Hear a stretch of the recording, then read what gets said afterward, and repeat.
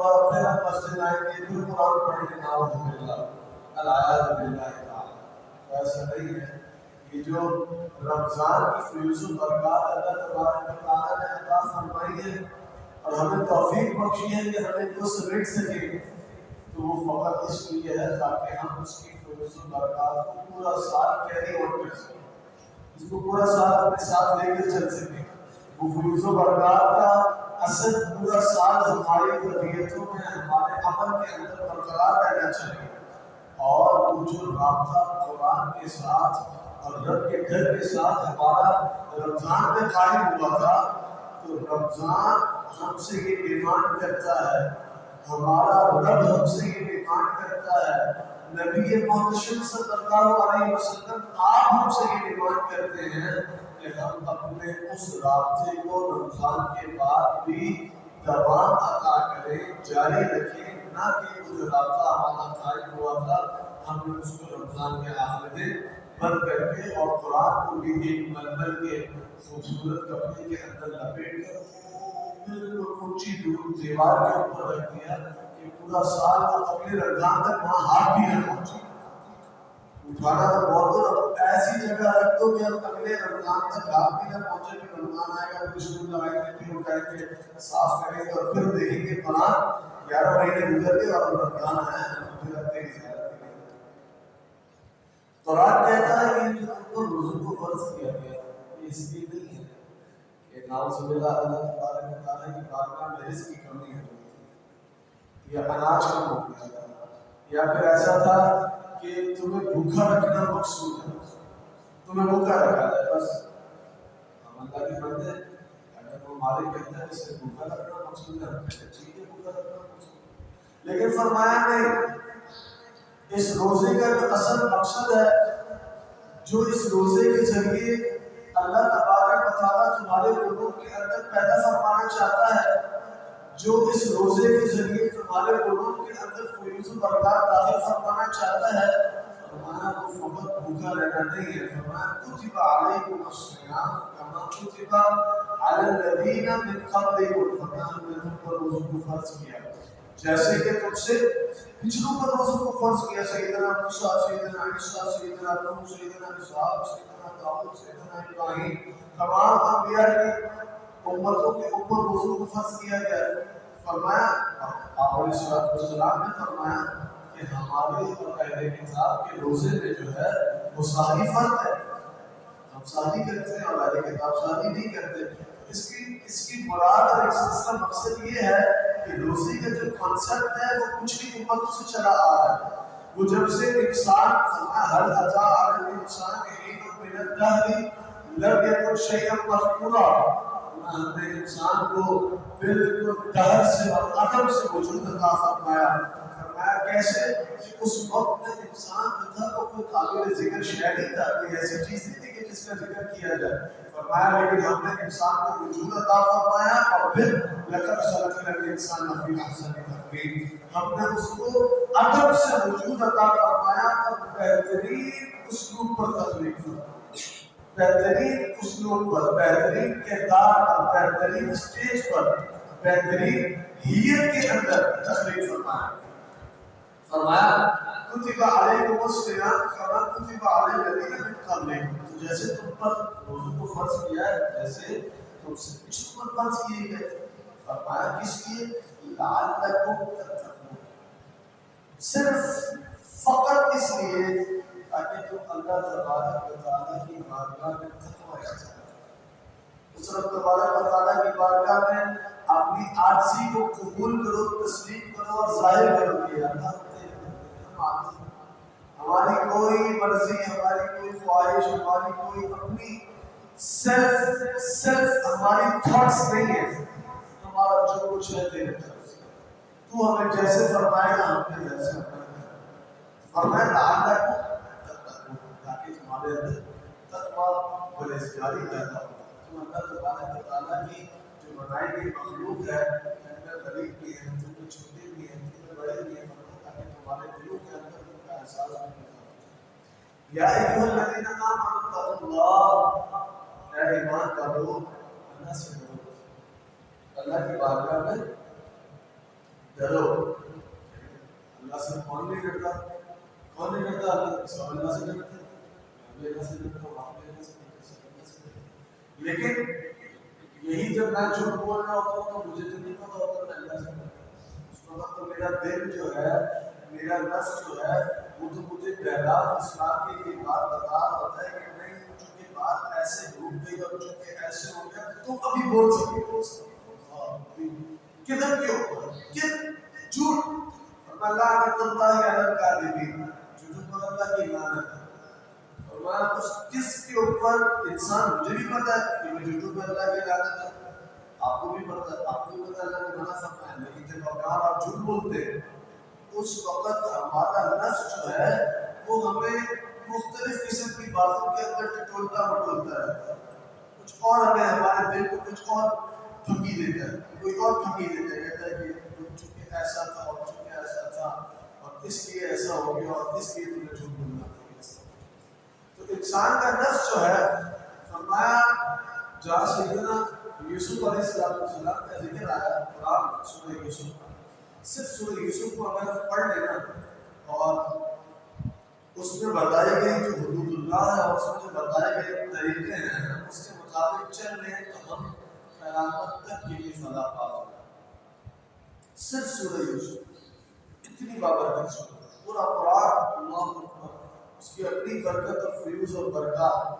فرمایا لیکن سورہ یوسف اللہ تبارک و تعالیٰ نے خود بہت برکت عطا فرمائی. احسن القصص فرمایا کہ یہ جو سیدنا یوسف علیہ السلام کا قصہ ہے قرآن میں، فرمایا کہ احسن القصص، بہترین قصوں میں بھی بہترین قصہ. فرمایا جب سیدنا یوسف علیہ السلام لمبا طویل واقعہ ہے، آپ کو جیل میں ڈال دیا گیا، اس کے بعد آپ کو خواب دکھائے گئے اور بادشاہ کے خواب کی تعبیر بتائی آپ نے. معاملہ آیا، آپ نے کہا کہ نہیں دیکھو ابھی تو مجھے کہہ رہے ہو باہر آ جاؤ، میں باہر نہیں آؤں. تم ایک کام کرو، زلیخا کو ساری مصر کی عورتوں کو دربار میں بلاؤ، ان سے پوچھو کہ میں کتنا پاپ کروں. تم ان سے پوچھو کہ میرا کردار کیا ہے، تم ان سے پوچھو کہ میں نے کوئی گناہ کی طرف گیا ہوں نہیں گیا. اللہ اکبر. اور پھر آپ نے کہا کہ میں نبی ہوں. آپ کے والد بھی نبی سیدنا یعقوب علیہ السلام، سیدنا یعقوب آپ کے دادا سیدنا یعقوب کے والد سیدنا اسحاق علیہ السلام، آپ کے پردادا سیدنا یعقوب کے دادا سیدنا ابراہیم علیہ السلام جد الانبیاء، اور پھر وہ آگے رسول اللہ علیہ السلام تک. تو نبیوں کا خاندان ہے. فرماتے ہیں کہ یہ ایسا نہیں ہے کہ میں کوئی اپنی بڑائی بیان کر رہا ہوں، کہتے ہیں بڑائی نہیں بیان کرتا، میں بس یہ چاہتا ہوں کہ مجھ پر جو کالک لگی ہے، مجھ پر جو داغ لگا ہے، مجھ پر جو تم نے الزام تراشی کی ہے وہ صاف ہو اور میں اس کو صاف کر کے پھر باہر آؤں. اور قرآن نے اس جملے کو کہا اللہ اکبر، آپ آجزی کرتے ہوئے فرماتے اللہ کے نبی ہے، معصوم ہے، معصوم عن الخطا، یعنی کہ خطا کر ہی نہیں سکتا. سوچنا سمجھنا یہ تو بہت دور، گمان ہے بہت دور.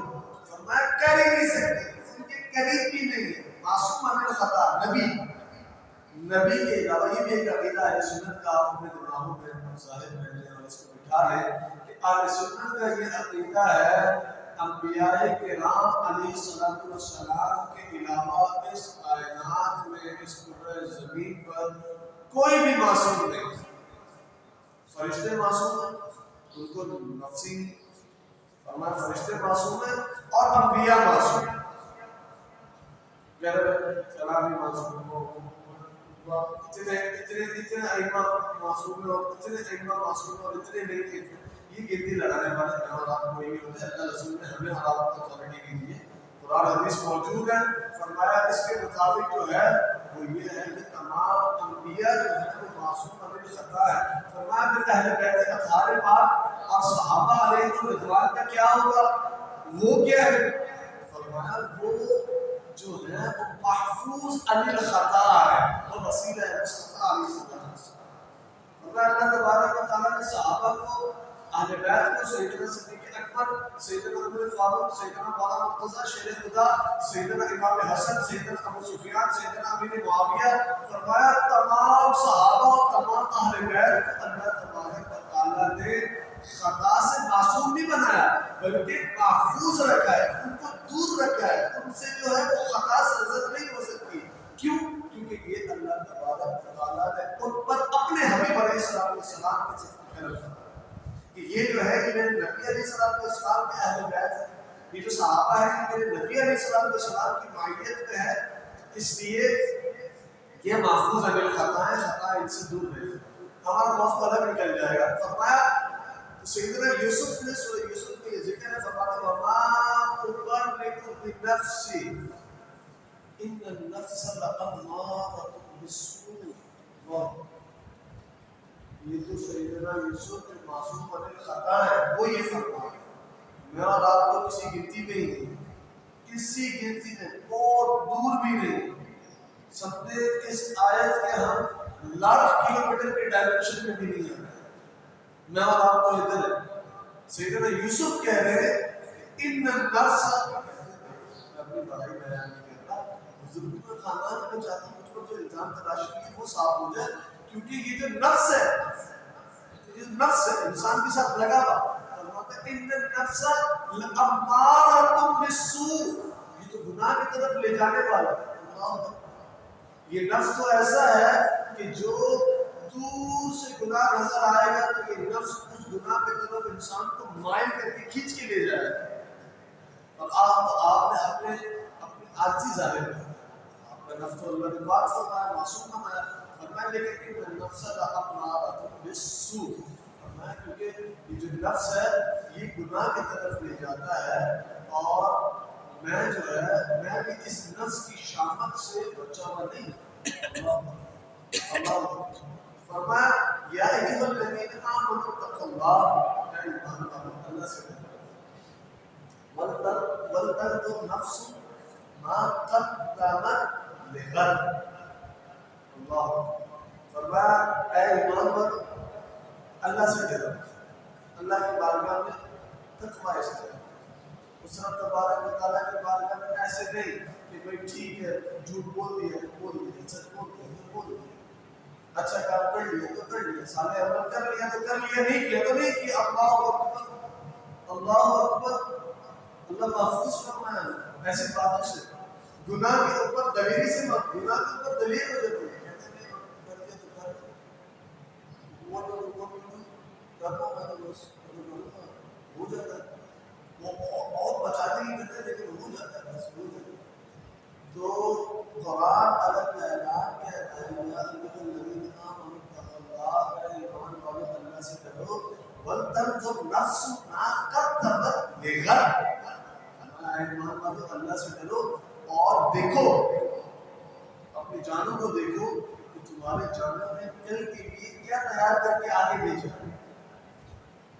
دنیا کو مزرعۃ الآخرہ، دنیا کیا ہے؟ دنیا جو ہے یہ آخرت کی کھیتی ہے، معقولہ ہے بہت پیارا، شریعت کا معقولہ ہے۔ دنیا کیا ہے؟ دنیا مزرعہ کہتے ہیں کھیتی کو، باغ کو، مزرعۃ الآخرہ، دنیا جو ہے وہ آخرت کی کھیتی ہے۔ ابھی بچے ہمارے بیٹھے بنا ابھی پیپرز آتے ہیں تو بچے جو ہے وہ ان کے اندر ایک اللہ سے قرب جاری ہوتا ہے، نمازیں پڑھتے ہیں، دعائیں کرتے ہیں۔ ہمارے والد صاحب فرماتے ہیں کہ جب میں جوانی کی عمر میں آیا اس وقت بھی یہی معلوم تھا، بچے آ جاتے ہیں پیپر میں، میں بولتا تھا بھائی کیا ہو گیا آپ آ گئے مسجد کے اندر، کہتے تھے اگر وہ پیپر آ گئے نا ابھی پیپر آ گئے تو ہم اللہ کے پاس آگے کے پاس ہوتا۔ تو یہ انسان کا ہے، اذا مس الانسان ضر اللہ تعالی اللہ، انسان کا کیا معاملہ ہے کہ انسان کو جب آتا ہے نا کوئی ضرر، کوئی ٹینشن، کوئی پریشانی، تو پھر انسان جو ہے تعالی ہماری بارگاہ میں آ کے دعائیں کرتا ہے، رات دل بھی دیتا ہے، کوئی بھی مسئلہ پھنس گیا، کوئی فائل پھنس گئی، کوئی کاروبار پھنس گیا، کوئی پیپر پھنس گیا، کچھ پھنس گیا، کوئی رشتہ پھنس گیا، کچھ اور ہو گیا، انسان کیا کہتا ہے رات دن اللہ کی بارگاہ میں حاضر ہوگا اور سجدے کرے گا، سجدے کرے گا، سجدے کرے گا، اللہ دے دے، اللہ دے دے، یا اللہ یہ بھی دے دے، یا اللہ یہ دے دے، میں بڑا پھنسا ہوں، تو وَإِذَا مَسَّ الْإِنسَانَ ضُرٌّ دعا کرتا ہے اللہ کی بارگاہ میں. فرمایا لیکن اس کے برعکس کیا ہوتا ہے کہ جب اس کو وہ چیز ہم عطا فرما دیتے ہیں تو پھر انسان کہتا ہے کہ بس پوچھو بھی کیا ہوگا، کام پھنسا ہوا تو ہو گیا.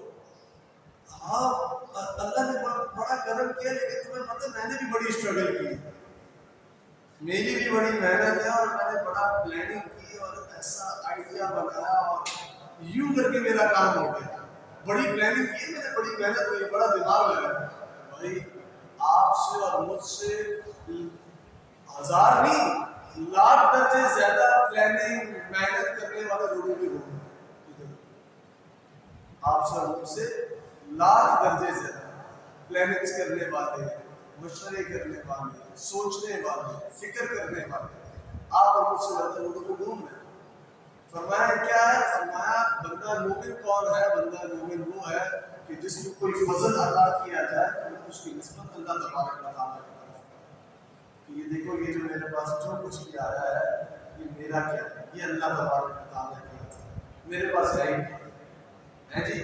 کیونکہ قارون سے جب سیدنا موسیٰ علیہ السلام کو قارون کے پاس بھیجا، آپ قارون کے پاس گئے، آپ نے فرمایا قارون مجھے اللہ نے اتنا مال دولت عطا فرمایا ہے، اتنا خزانے عطا کیے ہیں، تو کیوں اللہ کی راہ میں خرچ نہیں کرتا؟ اس میں سے کیوں تو بخل کرتا ہے؟ اللہ کی راہ میں خرچ نہیں کرتا، اپنے طریقے سے خرچ کرتا ہے. ہم چاہتے ہیں کہ نیکی بھی ہو تو نیکی بھی ہو کہ وہ 50-100 کو پتہ تو چلے کہ نیکی ہوئی ہے، پھر نیکی ہوئی 50-100 کو پتہ چلے کوئی نیکی کی ہے. بندہ مومن نے کھڑے ہو کر اللہ کی بارگاہ میں کوئی نیکی کرتی ہے، 50-100 کو آواز جائے گی، 15-20 کونوں کی مسجد میں بولے گی ماشاء اللہ اللہ میں نے دیکھا، تو دل کو ٹھنڈک پڑے گی جب یہ نیکی پوری ہوگی، اب وہ نیکی حاصل. فرمایا ایسا نہیں، بندہ مومن وہ ہے کہ جو نیکی فقط اس لیے کرتا ہے کہ اللہ تبارک و تعالیٰ کی رضا حاصل کرے. فرمایا وَلْتَنْظُرْ نَفْسٌ مَا قَدَّمَتْ لِغَدٍ وَاتَّقُوا اللَّهَ. پھر فرمایا ڈرو اللہ سے، یہ دیکھو کہ تم نے کل کے دن کیا تیاری کر کے بھیجا، کل کے لیے کیا بھیجا. اور دنیا تو مزرعۃ الآخرۃ، دنیا جو ہے وہ آخرت کی کھیتی ہے. تم نے کل کے لیے کیا تیار کر کے بھیجا ہے، آج تم نے جو عمل کیا ہے آیا تم کل اس کے اوپر جواب دہی کر سکتے، تم جواب دے سکتے. فرمایا ہر جان اس بات کو دیکھ لے تو اللہ اللہ سے ڈرو، ان اللہ خبیر بما تعملون. اللہ تبارک و تعالیٰ بالکل خبر رکھنے والا، پوری خبر رکھنے والا ہے ہر اس کام کی جو تم کرتے ہو. بما تعملون ولا تكونوا كالذين نسوا الله فأنساهم أنفسهم. فرمایا ان لوگوں جیسے نہ ہو جاؤ، ولا تكونوا اور نہ ہو جاؤ ان جیسے، كالذين ان جیسے، ان جیسے نسوا اللہ جنہوں نے اللہ تبارک و تعالیٰ کو بھلا دیا، جنہوں نے اللہ تبارک و تعالیٰ کو بھلا دیا. اللہ تبارک و تعالیٰ کو کون بنا سکتا ہے؟ اللہ سے پوچھیں کون مسلمان لا الہ الا اللہ محمد رسول اللہ اللہ کے بندے. لیکن معاملہ وہیں پر آ گیا کہ جب اعمال کی باری آئی، جب حقوق اللہ کے بعد حقوق العباد کا درجہ آیا، جب لوگوں کے ساتھ معاملات طے کرنے کی بات آئی، جب زندگی کے اندر مفادات ٹکرانے لگے. یہ تو وہ والی بات ہے کہ ہم شادیوں میں ملتے ہیں تو بڑے آرام سے ہاتھ دبا دبا کے دیتے ہیں، کیسے خیریت سے دبا دبا کے 3 4 دبا ہاتھ دبائیں گے ملیں گے. اب پوچھے گا وہ کیسا بہت اچھا بندہ ہے بھائی ماشاء اللہ، ملتا ہے ہاتھ دبا کے ایسا سلام دعا کرتا ہے بالکل بہترین. تو بھائی یہ شادیوں میں نہیں پتہ چلتا، یہ جو ہاتھ دبا دبا کے ملتے ہوتے ہیں یہ نہیں پتہ چلتا کہ کون اچھا اور کون برا ہے. آقا علیہ السلام نے فرمایا کہ تم میں بہترین شخص وہ ہے کہ جو اپنے گھر والوں کے ساتھ اچھا ہے. میں جو ہے اپنے گھر والوں کے ساتھ اچھا ہے. ورنہ کسی کا پتہ کرنا ہے کیسا ہے، فرمایا اس کے جار ہو، اس کے پڑوسی سے پوچھو. فرمایا کیوں پڑوسی سے پوچھو؟ اپنا پڑوسی سے اس لیے پوچھو کہ وہ ٹینشن میں، گرم ہے، ٹھنڈا ہے، غصے میں، نرم مزاج ہوا ہوا ہے. رابعہ تے واقعہ اللہ وچ کہتے ہیں رابعہ تے واقعہ. جب معاملہ سامنا ہوا تو تب پتہ چلا کہ معاملہ کیا ہے. جب مفادات ٹکرائے تو رات دن کا ملنا جلنا ہوگا، پھر پتہ چلے گا کہ بھائی یہ جو صاحب ہاتھ ملا کے دبا کے مل رہے تھے، اصل میں ان کی طبیعت ہے کیا؟ اصل میں صاحب جو ہیں وہ فقط محفوظ میں ہاتھ دباتے ہیں، یا پھر اصل میں ان کی طبیعت ایسی ہے کہ انسان دوست اور انسان پسند اور حقوق و لباس کو پورا کرنے والا ہے. تو فرمایا ایسا نہیں ہے کہ جو قریب نہیں ہے وہ تمہیں بتایا کہ کیا عمل ہے تمہارا اور کیا نہیں ہے. وَلَا تَكُونُوا كَالَّذِينَ نَسُوا اللَّهَ، فرمایا کہ اور ان جیسے نہ ہو جاؤ كَالَّذِينَ نَسُوا اللَّهَ، جنہوں نے اللہ تبارک و تعالیٰ کو بلا دیا. یعنی اللہ کو بلا دیا، ویسے تو اللہ یاد ہے، اللہ کو بلا دیا سے مراد کہ اللہ تبارک و تعالیٰ کی بتائے گئے حدود کے مطابق عمل نہیں کیا، ان حدود کے اندر رہ کے عمل نہیں کیا، ان کو تجاوز کر گیا، ان سے باہر نکل گیا، وہ کام کر گیا جس کا اللہ نے منع فرمایا تھا. فرمایا انہوں نے اللہ کو بلا دیا تو اب دیکھیں کیا، اب کیا فَأَنْسَاهُمْ أَنفُسَهُمْ، تو پھر اللہ تبارک و تعالیٰ نے انہیں ان کی جانوں کو ہی بلا دیا، وہ اپنی جانوں کو ہی بھول گئے. یعنی کہ پھر وہ اپنے ظلم پہ زیادتی کے اندر بڑھتے چلے، اپنی جان پہ ظلم کرتے چلے. گناہ کیا ہے؟ گناہ اپنی جان پہ ظلم کرنا ہے. فرمایا کہ بندے نے ایک دفعہ گناہ کیا اللہ کو بلا کے، تو اب اس گناہ کا اس کا افیکٹ کیا ہوگا؟ اس کا افیکٹ یہ ہوگا کہ نسوا اللہ فانساہم انفسہم، کہ اللہ تبارک و تعالیٰ اس کی جان کو اسی سے بلا دے گا.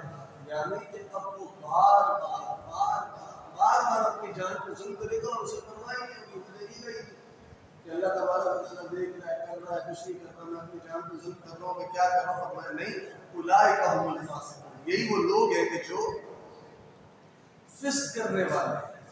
جہاں پر ہم نے سورہ یوسف کا ذکر کیا وما ابرئ بنفسی ان النفس لامارۃ بالسوء، تو یہ قرآن میں امارہ نفس جو ہے یہ نفس کی پہلی کیٹیگری میں ڈسکس کی. تو قرآن نے فرمایا ولا اقسم بالنفس اللوامہ، اور لا قسمیہ ہے، واو کی قسمیہ ہے، واو قسمیہ ہے، لا اقسم بالنفس اللوامہ، اور نہیں قسم بالنفس اللوامہ، یعنی کہ قسم ہے اس نفس کی کہ جو ملامت کرنے والا نفس ہے.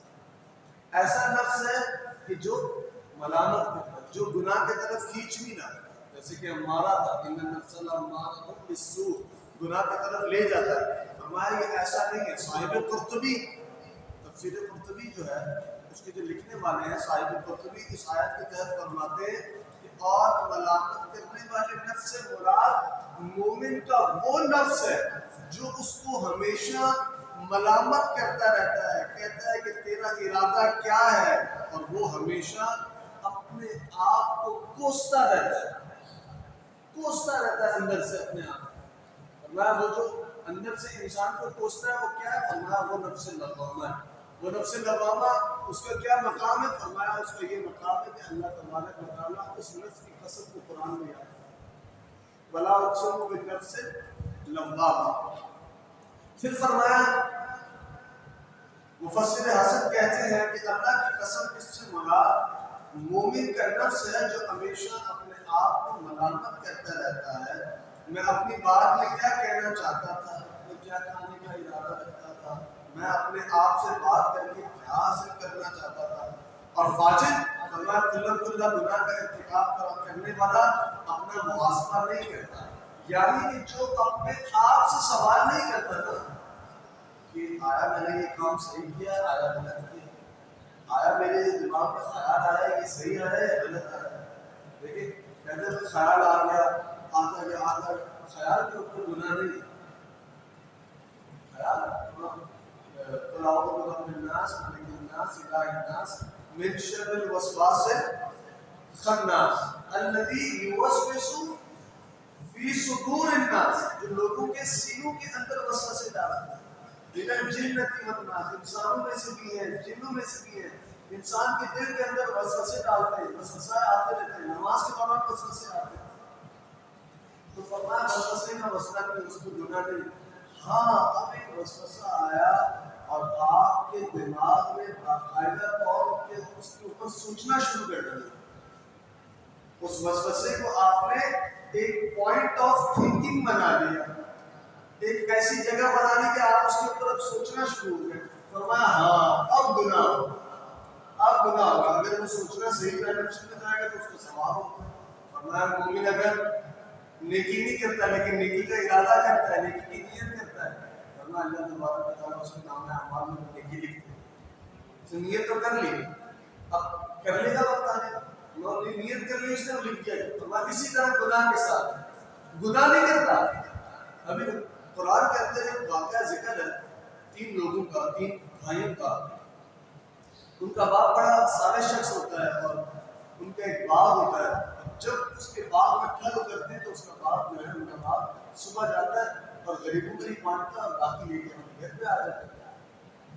تو باپ کا انتقال ہو گیا تو اس کے بعد پہلی فصل کی کٹائی آئی گی، تو فجر سے پہلے رات کو ان کے تینوں بھائی جمع ہوئے، انہوں نے کہا کہ یار یہ ہمارا باپ جو تھا یہ بڑا پاگل آدمی تھا، سب اٹھا کے غریبوں کو دے دیتا تھا، تو ایسا تھوڑی ہوتا ہے، محنت کی ہم نے پورا سال، ہم بھی کھائیں گے بیچیں گے، اس کو کچھ پیسے آئیں گے ہمارے پاس، خالی غریبوں کا حق تھوڑی ہے، تو ایسا کرو کہ صبح جب ہم جائیں گے نا تو جلدی نکل جائیں گے، جلدی قرآن میں پورے اس واقعے کو ذکر کیا، جلدی سورہ کہف کے اندر یہ بات ہمیں جلدی نکل جائیں گے، فرمایا جلدی نکل جائیں گے تو کیا ہوگا، ہم جلدی نکل کے جلدی وہ پھل اتار لیں گے تاکہ کوئی غریب اس کے اوپر نظر ہی نہ لگا سکے۔ اب یہ کیا ہے، رات کو پلاننگ کر رہے ہیں، ابھی کچھ ہوا نہیں ہے، صرف پلاننگ، صرف پلاننگ۔ یہ آپ کو میں گناہ کی پلاننگ کی نحوست بتا دوں کہ گناہ کا جو پلان ہے اس کی پلاننگ میں کتنی نحوست ہے، اور اس کو قرآن میں ذکر کیا ہے۔ میں کوئی بات اپنے گھر سے کہتا تو الگ بات، یہ قرآن خود پورا واقعہ قرآن میں معلومات اسی طریقے سے ذکر کیا ہے، ایک ایک لفظ اسی طریقے سے ذکر کیا ہے۔ ہمارے کیا ہوا صبح کو نکلے تو آپس میں سرگوشیاں کر رہے ہیں، جلدی جلدی چلو اس سے پہلے تو غریب نہ آ جائے، جلدی جلدی اپنے باپ کی جانب چلو۔ اب دیکھیں آپ کی دکان ہے، آپ کی فیکٹری ہے، آپ کا گودام ہے، آپ کی کوئی بھی کام کی جگہ ہے، آپ تو بچپن سے جا رہے ہیں، جیسے بچے ہوتے ہیں والد کے ساتھ جاتے ہیں بچپن سے، تو بچپن سے فیکٹری دیکھ رہے ہیں، بچپن سے وہ گوڈاؤن دیکھ رہے ہیں، بچپن سے دکان دیکھ رہے ہیں۔ اب ایسا تو نہیں ہو سکتا کہ وہ بھول جائے گا، تو بچہ تو ایسا ہو جائے گا بڑا ہو گیا اس کی آنکھ میں پٹی لگا دو وہ بھی نہیں بھول جائے گا، جگہ پہ جا کے کھڑا ہو جائے گا، ایسا ہی۔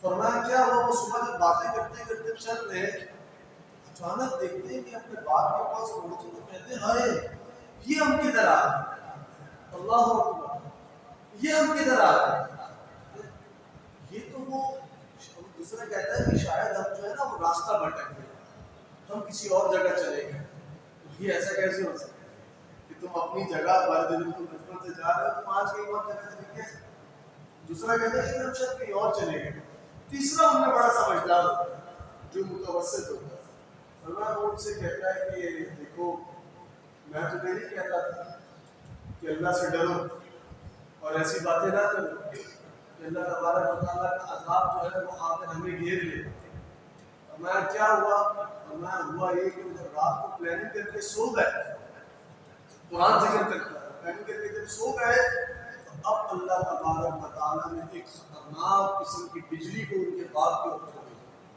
جو ان کے پورے بنے ہوئے تیار ہوئے باغ، اس کو فصل کاٹنی ہے، تیار ہوئے باغ کو وہ جلا کے چلی گئی، راکھ کر کے چلی گئی، اور دیکھیں اس کی راکھ کرنے کی اس کیفیت کو آپ یہاں سے اندازہ لگائیں کہ قرآن کہہ رہا ہے کہ جب وہ اپنی جگہ پر پہنچے تو وہ کہہ رہے شاید ہم راستہ بھٹک گئے، شاید ہم کسی اور جگہ پر آ گئے، تو ان میں سے مجھے درمیانہ تھا، اس نے کہا دیکھو میں تمہیں نہیں کہتا تھا کہ اللہ سے ڈرو اور ایسی باتیں نہ کرو کہ اللہ تبارک و تعالیٰ کا عذاب جو ہے وہ ہمیں گھیر لے، اب آؤ اللہ کی بارگاہ میں توبہ تائب ہو جائے۔ تو یہ انسان کا ہے کہ جب انسان گناہ کرے تو فرمایا عقل مند کون ہے، دانشمند کون ہے؟ فرمایا وہ ہے جس نے گناہ کیا، اس گناہ کو قبول کیا اور اللہ کی بارگاہ میں آ کے استغفار کیا۔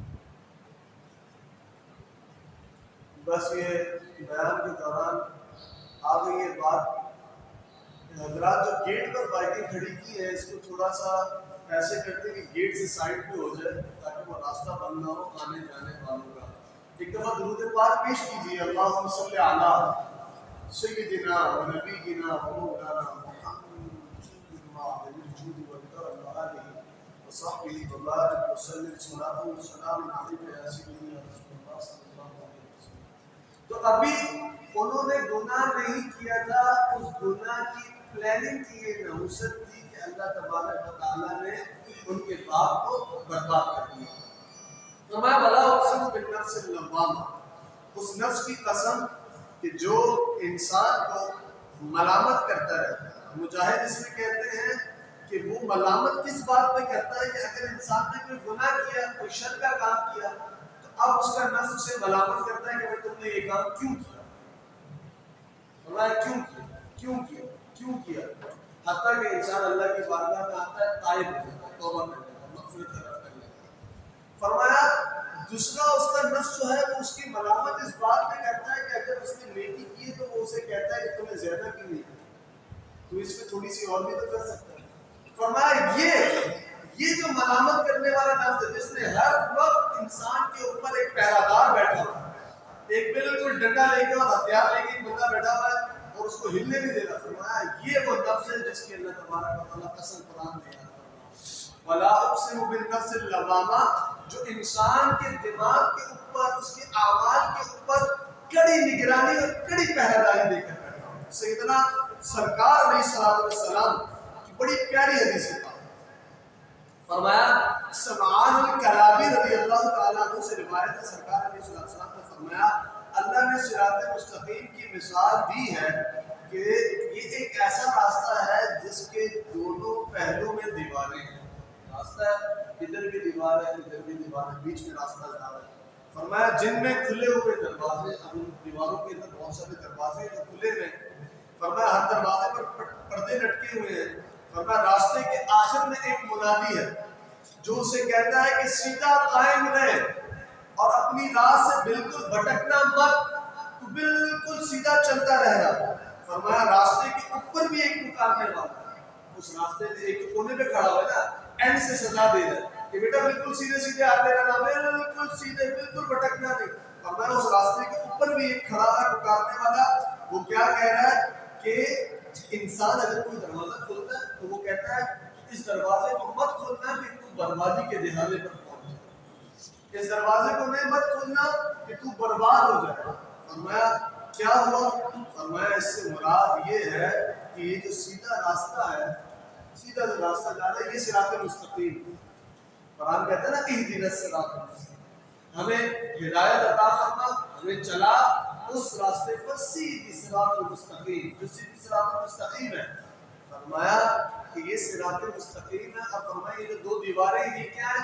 فرمایا یہ حدود اللہ، یہ جو دیواریں ہیں یہ حدود اللہ ہے، یعنی کہ تم نے صراط مستقیم پہ چلنا ہے حدود اللہ کی باؤنڈریز کے اندر رہ کر، اس لمیٹیشن سے باہر نہیں جانا، اس کے اکارڈنگلی موو کرنا ہے، اس سے ہٹ کے موو نہیں کرنا اپنے طریقے سے۔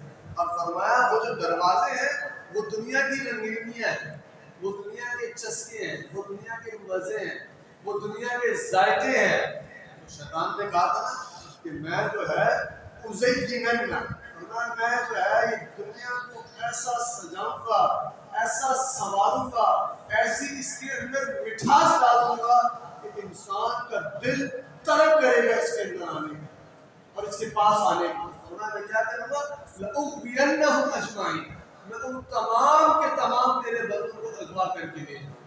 فرمایا وہ جو دروازے میں، وہ جو دیواروں میں دروازے ہیں، فرمایا وہ دنیا کی رنگینیاں ہیں، اور وہ جو راستے کے اوپر پکار دینے والا کھڑا ہے، فرمایا وہ راستے کے اوپر پکارنے والا انسان کا نفس ہے، یعنی کہ انسان کے نفس کو اللہ تبارک و تعالیٰ نے یہ سمجھ عطا فرمائی ہے اصلی اور عقلی طور پر کہ گناہ کیا ہے، خیر کیا ہے اور شر کیا ہے۔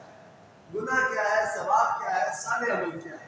فرمایا ایسا نہیں. کیونکہ دیکھیں اب چور ہے، چور نے چوری کی، کوئی کیمرہ نہیں، کچھ بھی نہیں، کہیں سے پکڑا بھی نہیں گیا، کچھ بھی نہیں ہوا، لیکن چور کو تو پتا ہے نا اس نے چوری کی، وہ چور ہے، اس کو تو پتا ہے. تو انسان کا نفس اندر سے اپنے آپ کو بخوبی جانتا ہے. جس طرح یہاں پر فرمایا بل الانسان علی نفسہ بصیرہ، کہ انسان جو ہے وہ اپنے نفس کو بہت ہی خوب جاننے والا ہے. ہی نوز دا بیسٹ. اس کو اپنا جو ہے وہ سب سے بہترین پتا ہے، کسی کو اور کا نہیں پتا. کسی اور کا پتا ہو نہ پتا ہو، لیکن کم از کم اسے اپنا پتا ہے کہ میں کیا کر رہا ہوں اور میں کس ڈگر پہ چل رہا ہوں، اور آیا یہ ڈگر مجھے جنت کے دروازے پر لا کر چھوڑے گا یا آیا مجھے جہنم کی گہرائیوں میں سے کسی گہرائی میں اتار دے گا. اور فرمایا وہ جو راستے کے آخر پر منادی کھڑا ہے، جو بار بار ندا دے رہا ہے کہ سیدھا چلتے رہے، سیدھا چلتے رہے، سیدھا چلتے رہے. فرمایا وہ ندا دینے والا کلام اللہ، اللہ کی کتاب قرآن مجید ہے. فرمایا کہ اگر تم اپنے رابطے کو، اپنے تعلق کو اس قرآن کے ساتھ مربوط فرما لو گے، مضبوط کر لو گے، تو اب تم راہ ہدایت سے اور صراط مستقیم سے نہیں ہٹ سکو گے، نہیں ہٹ سکو گے. فرمایا سرکار علیہ الصلوۃ والسلام کی آخری حدیث سے فرمایا عقل مند شخص وہ ہے. عقل مند کون ہے؟ کون عقل مند ہے؟ عقل مند کون ہے؟ سب عقل مند بننا چاہتے ہیں، میں بھی عقل مند بننا چاہتا ہوں. آپ بھی سرکار علیہ الصلوۃ والسلام مالک دو جہان صلی اللہ علیہ وسلم سند عطا فرما رہے، اتھارٹی دے رہے کہ عقل مند کون ہے، کس کو آپ کہہ سکتے ہیں کہ یہ عقل مند ہے. فرمایا عقل مند وہ شخص ہے کہ جو من دان نفسہ وعمل لما بعد الموت، جس نے اپنے نفس کو قابو میں رکھا. اس کا نفس جو ہے وہ سرکش نہیں ہے، اس کا نفس اس کے اوپر قابو نہیں کیا ہوا، بلکہ اس انسان نے اپنے نفس کے اوپر قابو کیا. سرکار علیہ السلام نے فرمایا کیا تم نے اس بندے کو دیکھا میرے صحابہ کہ جس نے اپنی ہوائے نفس کو خدا بنا لیا؟ میں آپ سے کہوں کہ آپ نے ناظرین اس بندے کو دیکھا کہ جس نے اپنے ہوائے نفس کو خدا بنا لیا؟ آپ میں نے حضرت ہم سب مسلمان ہیں، ہمارا رب تو خدا ہے، ہم تو خدا کو مانتے ہیں. اللہ نے یسجدون للہ تعالی، ہم تو اللہ کے لیے سجدہ کرنے والے، ہم کیسے اپنے نفس کو؟ فرمایا یہ تو نفس کو خدا تب مانے گا کہ جب میدان میں جاؤ گے، جب میدان عمل کے اندر اترو گے، جہاں پر اللہ تبارک و تعالیٰ کا حکم یہ کہہ رہا ہوگا، تمہارا نفس یہ کہہ رہا ہوگا، چسکا تمہارے نفس کی بات پہ ہوگا، ذائقہ تمہارے نفس کی بات پہ ہوگا، سختی اللہ کے حکم میں ہوگی، پریشانی اللہ کا. اب پتہ چلے گا کہ انسان اللہ کی مانتا ہے یا اپنے نفس کی مانتا ہے، اللہ کی مانتا ہے یا اپنے نفس کی مانتا ہے. تو آپ نے فرمایا عقل مند شخص وہ ہے من دان نفسہ وعمل لما بعد الموت.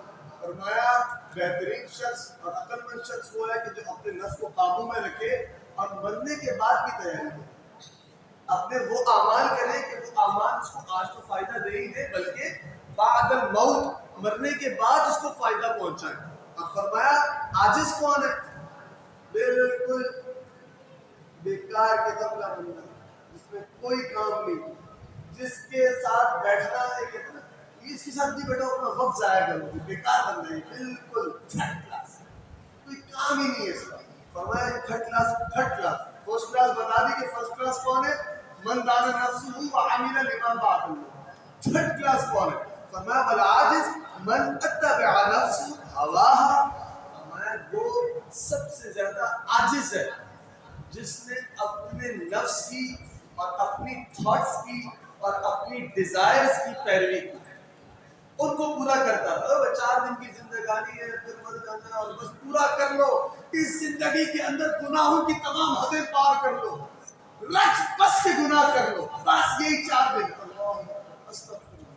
استغفر اللہ. انسان کو آج کی ماڈرنائزیشن، آج کی جو گلوبلائزیشن کی تھیوریز ہے، آج کی جو ماڈرن تھیوریز ہے، جو ماڈرن ایجوکیشن سسٹم ہے، جو ماڈرن سائنس سسٹم ہے، وہ انسان کو آج یہ بتاتا ہے کہ تم جو ہے وہ اپنے نفس کی اتباع کرو، اپنی نفسانی خواہشات کی پیروی کرو، ان کو فلفل کرو، اور بس مرتے دم تک تمہارا یہی کام ہے کہ تم اپنے نفس کی ان مضمون قسم کی خواہشات کو پورا کرتے رہو. تمہارا یہی کام ہے اور اس کے علاوہ تمہارا کوئی کام نہیں. تو فرمایا آقا علیہ السلام نے فرمایا تھرڈ کلاس بندہ ہے، سب سے زیادہ تھرڈ کلاس. آپ اور میں جس کو تھرڈ کلاس کہتے ہیں وہ کوئی اور ہے. آپ اور میں تو کہتے ہیں کہ جس نے اچھے کپڑے پہنے ہیں وہ فرسٹ کلاس ہے، جو بڑی گاڑی سے اتر رہا ہے وہ فرسٹ کلاس ہے، جس کے پاس یہ آئی فون ہے تو وہ فرسٹ کلاس ہے، اور جس کے پاس نوکیا کا 3310 یا اس سے چھوٹا موبائل ہے تھرڈ کلاس ہے۔ دور کرو اس کو تھوڑا، کپڑوں سے اس کی عجیب سی اسمیل آ رہی پسینوں کی، اور بس گاڑی بھی نہیں ہے اور اس کے پاس اس کو دور کرو۔ یہ آپ کے میرے بنائے ہوئے گریڈ اور اسٹیٹس جو ہے وہ کچھ اور ہے، اللہ رسول نے کچھ اور بتایا۔ تو اللہ رسول کی نظر میں تھرڈ کلاس کون ہے؟ فرمایا تھرڈ کلاس بندہ وہ ہے والعاجز اتبع، جس نے اتباع کی نفسہ ہوا، فرمایا کہ اس نے اپنے نفس کی خواہشات کی پیروی کی، اپنی ہوائے نفس کی اتباع کی۔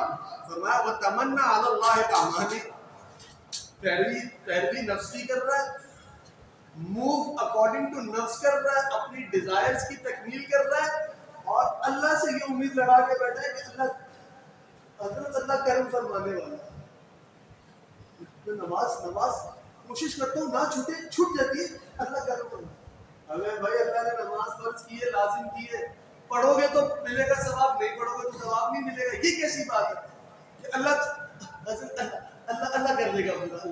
نمازوں کو پورا نہیں کر رہے، نہ قرات پوری کر رہے، نہ اس نماز کے اندر جو عمل کرنا ہے، نہ سجود، اقیم الرکوع والسجود جو حدیث پاک ہے کہ اپنے رکوع کو اور اپنے سجود کو پورا کرو، وہ پورا نہیں کر رہے۔ اور پھر اس کے بعد اگر ان کو کہا جائے تو کہتے ہیں کہ یہ ہمارا اور اللہ کا معاملہ ہے۔ بھائی اللہ تبارک و تعالیٰ نے جس طریقے سے کوئی کام کرنے کا بولا ہے، آپ اس طریقے سے نہیں کریں گے تو یہ آپ اور اللہ کا معاملہ کیسے رہے گا؟ فرمایا کہ انسان، کمال انسان کون ہے؟ آخری بات سیدنا عمر رضی اللہ تعالی عنہ کی آخری بات، اللہ تبارک و تعالیٰ نے اسلام کو آپ کے نام نامی اسم گرامی سے برکتیں عطا، اللہ تبارک سرکار علیہ السلام نے دعا فرمائی یا اللہ اسلام کو عمر عطا فرما، اسلام کو عمر عطا فرمایا۔ قرآن کہتا ہے کہ جدھر عمر گئے حق بھی ادھر چلا گیا، حق بھی اسی جانب ہو گیا کہ جس جانب عمر ہو گیا۔ فرمایا عمر کی زبان پہ اللہ تبارک و تعالیٰ نے حق کو جاری کر دیا۔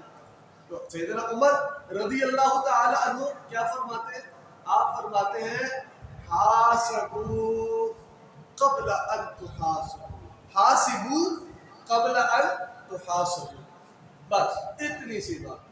فرماتے ہیں کہ اپنا حساب کر لو، سیلف اکاؤنٹیبلٹی کر لو، سیلف انالیسس کر لو، سیلف اسسمنٹ کر لو، اپنے آپ کی جانچ پڑتال کر لو، اپنے اعمال کے اوپر دوبارہ نظر دوڑا لو، اپنے کردار کے اوپر دوبارہ نظر دوڑا لو، تم کیسے سوچ رہے ہو، کیسے چل رہے ہو، کیسے عمل کر رہے ہو، اس کے اوپر دوبارہ نظر دوڑا لو، قبل اس کے کہ کل تم اللہ تبارک و تعالیٰ کی بارگاہ میں کھڑے ہو اور تم سے جواب طلب کیا جائے۔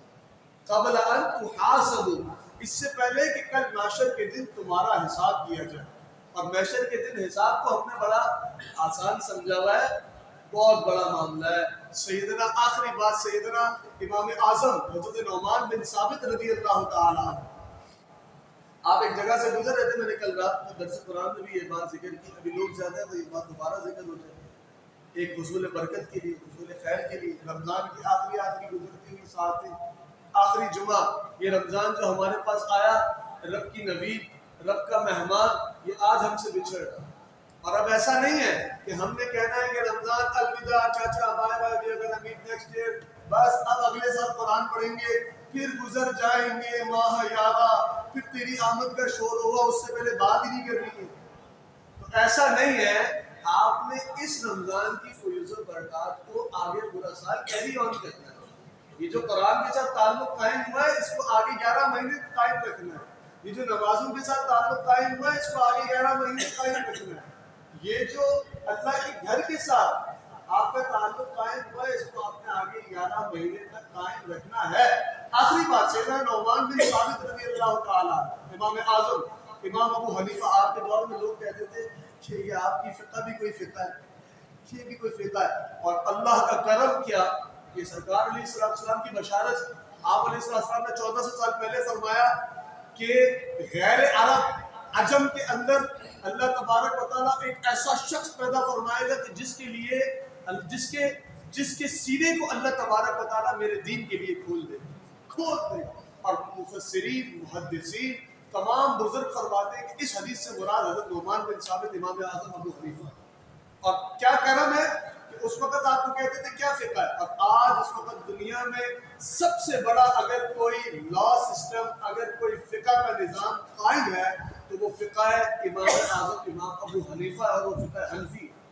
امام اعظم فرماتے ہیں کہ میں ایک جگہ سے گزر رہا تھا تو ایک نوجوان کے پاؤں پہ میرا پاؤں لگ گیا. تو اس نوجوان نے مجھے ایک دم کہہ دیا کہ اے ابو حنیفہ، اے نعمان، تمہیں محشر میں جواب دینے سے ڈر نہیں لگتا؟ اللہ اکبر.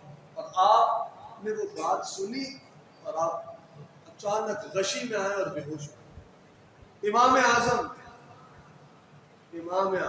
سرکار علیہ السلام ان کے لیے بشارت فرمائے، علم کے اتنے بڑے مینارے، وہ یہ کہہ رہے ہیں. اور میں پاؤں لگا میرا، اس نے مجھے کہا کہ ابو حنیفہ تمہیں محشر میں کھڑے ہونے سے ڈر نہیں لگتا؟ اور بس میں بے ہوش ہوں. جب ہوش آیا تو جو آپ کے ساتھی تھے انہوں نے پوچھا کہ حضرت امام آپ کیوں بے ہوش ہو گئے؟ فرمایا کیا تمہیں پتہ نہیں کہ اس بندے نے مجھے کل بروز محشر میں کھڑے ہونے کی یاد دلا دی. اور جیسے اس بندے نے یہ بات بولی تو میرے سامنے وہ منظر آ گیا کہ میں کل بروز محشر اللہ تبارک و تعالیٰ کی بارگاہ میں کھڑے ہو کے کیسے جواب دوں گا اپنے اعمال کو. تو ہر نفس اپنے آپ سے بخوبی واقف ہے. قرآن بھی یہی کہہ رہا ہے بل الانسان علی نفسہ بصیرہ. انسان جو ہے وہ اپنے نفس کو، اپنے اعمال کو خوب دیکھنے والا ہے. اللہ تبارک و تعالی ہمیں اپنا حساب کرنے کی توفیق عطا فرمائے قبل اس کے کہ کل ہمارا حساب کیا جائے. اللہ تبارک و تعالی ہمیں مرنے سے پہلے مرنے کی تیاری کرنے کی توفیق عطا فرمائے. ہمیں یہ جو ہم نے پیپروں کی تیاری کرتے ہیں اور اگر فرمز کے اندر آڈٹ ہونے والا ہوتا ہے تو اس کی پہلے سے تیاری کرتے ہیں، پہلے 2-4 سی اے کو لا کے بٹھا دیتے ہیں، کہتے ہیں بیٹا چیک کر لو، ری چیک کر لو، ری چیک کر لو. آڈٹ کے اندر مسئلہ آ گیا تو بڑا مسئلہ ہو جائے گا، یہ فلاں چالان لگ جائے گا، فلاں سسٹم ہو جائے گا. فرمایا یہ جو معاشر ہے یہ سب سے بڑا آڈٹ ہے. انسان کی زندگی کا سب سے بڑا آڈٹ ہے معاشر کے اندر. پتہ چلے گا کہ اس نے کیا کیا ہے اور کیا اعمال کو آگے بیچتا رہا.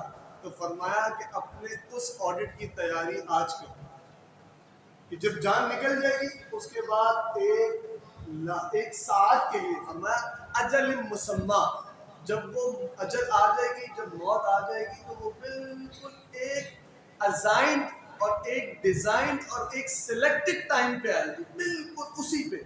اس سے نہ 1 منٹ آگے ہوگی نہ اس سے 1 منٹ پیچھے ہوگی. فرمایا قبل اس سے آپ اپنا حساب کر لیں اور اپنے اعمال کے اوپر دوبارہ نظر کر لیں کہ آیا ہمارے اعمال اللہ اور اس کے رسول علیہ الصلوۃ والسلام کے اقوال کے مطابق ہے یا اس کے برعکس ہے. اللہ تبارک و تعالی ہم تمام کو رمضان کی یہ گزرتی ہوئی ساعتوں کی فیوز و برکات حاصل کرنے کی توفیق عطا فرمائے. ہمارا یہ جو تعلق قرآن کے ساتھ، نماز کے ساتھ، اللہ کے گھر کے ساتھ، اللہ کے ذکر کے ساتھ رمضان میں قائم ہوا ہے، اللہ تبارک و تعالی اس تعلق کو، اس رشتے کو 11 مہینے تک، ساری زندگی تک دوام عطا فرمائے. وما علینا الا البلاغ. سنت ادا فرمائے.